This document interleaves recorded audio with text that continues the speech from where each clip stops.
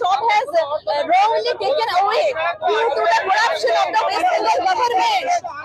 Government दायी है इसके लिए, हमारा जो जॉब चला गया है इसके लिए पूरी तरीके से दायी है गवर्नमेंट और एसएससी। প্রতিনিয়ত অত্যাচার করেছেন আমাদের উপর, আজকেও করেছেন। আপনি বলছেন আমরা আসতে যাচ্ছিলাম, আপনি টানতে পারতেন না, আমাকে রুমে কিনে আপনারা ফেলেছেন। আমি জানি না, আমি আপনাদেরকে ভরসা করি না, কোনোভাবে ভরসা করতে পারি না। পুলিশ কি বলছে আপনাদের? পুলিশ কি বলছে? পুলিশের ভূমিকা তো প্রথম থেকে দেখতে পাচ্ছি, শিয়ালদহ থেকে ওখান থেকে বেরোতে যায়নি, যেখান থেকে বাচ্চা তুলছে এবং তুলে এইভাবে টানতে টানতে নিয়ে যাচ্ছে, যেখান থেকে শুনছেন না। আমরা কোনো রকম অশান্তি করিনি, কোনো রকম ভাঙচুর করিনি, শান্তিপূর্ণ মিছিল করার ক্ষমতা আমাদের সবার আছে এবং সেটাই করা হয়েছিল। জানি না ওনারা কিসের ভূমিকা, কার ভূমিকা নিয়ে আজকে এখানে মঞ্চে অবশ্যই কালো পোশাক পরে এবং আমাদের স্যারদের ছিল যে অর্ধনগ্ন মিছিল করে আমরা একটা জায়গায় অবস্থান করব এবং অবশ্যই সিএমের সাক্ষাৎকে পুলিশের ভূমিকা নিয়ে 15 তারিখের পর থেকে আর কিছু বলার নেই। ওনারা শুধু নির্মম অত্যাচার করতেই জানেন।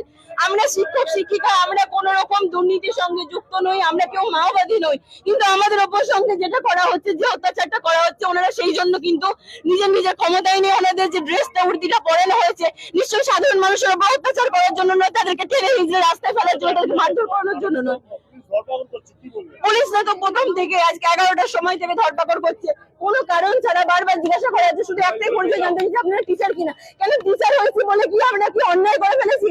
একটা পরিচয় ওনারা জানতে চাইছেন, ওরা আপনারা টিচার কিনা, এবং বারবার বলা হচ্ছে যদি টিচার হয়ে থাকেন তাহলে এই রাস্তায় আসবেন না, আপনারা যেখান থেকে এসেছেন সেখানে ফেরত যান। সেটা বাথরুম থেকে শুরু করে যেখান থেকে শুরু করে, কেন আমরা রাস্তায় হাঁটতে পারি না, রাস্তায় বলতে পারি না, আমাদের কি সেই ক্ষমতাটাও কেড়ে নেওয়া হয়েছে? শুভ্রা ঘোষ, আমি জানি না আমাদের বাকিরা কোথায় আছে টিমেরা, আমি অবশ্যই তাদের সঙ্গে যোগাযোগ করার চেষ্টা করবো। একদমই না, আমি ওনাদেরকে ভরসা করি না, ব্যক্তিগত ভাবে কোনোভাবে ওনাদেরকে ভরসা করি না, কারণ